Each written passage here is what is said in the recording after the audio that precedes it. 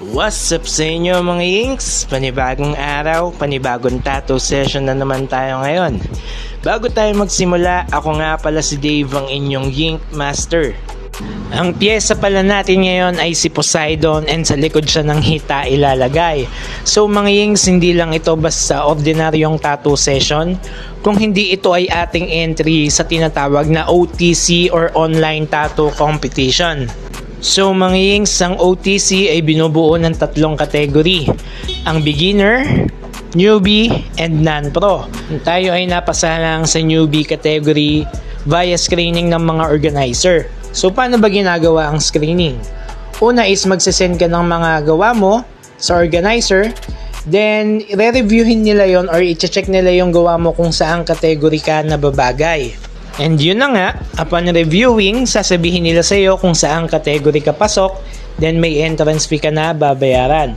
Malaking shoutout din nga pala sa mga organizer and sa mga judges. Malaking kudos po sa inyo sa paggawa ng event na ito.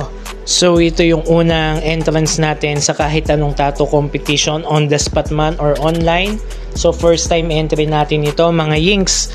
At ang pyesa nga natin ay si Poseidon. At ginamitan ko yan ng 3RL all the way na karayom. So baka merong iba sa inyo na magtaka kung bakit sa likod natin siya ng hita ay nilagay. Dahil meron na kasing tattoo sa side ties and front tie yung ating model. So wala nang paglapatan and si model naman ang nagsuggest na dito na lang natin siya sa likod ng hita ilagay. And sa style na ginamit ko, ginamitan ko yan ng whip shading, and I think about after almost 5 to 6 hours of tattooing, so eto na yung ating final piece.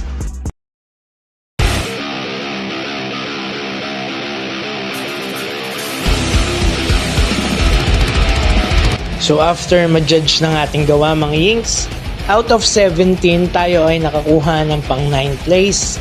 At mas gagalingan pa natin mga Yinks para tayo ay mas makakuha pa ng mataas na place. Ang importante, marami tayong natutunan sa competition na ito.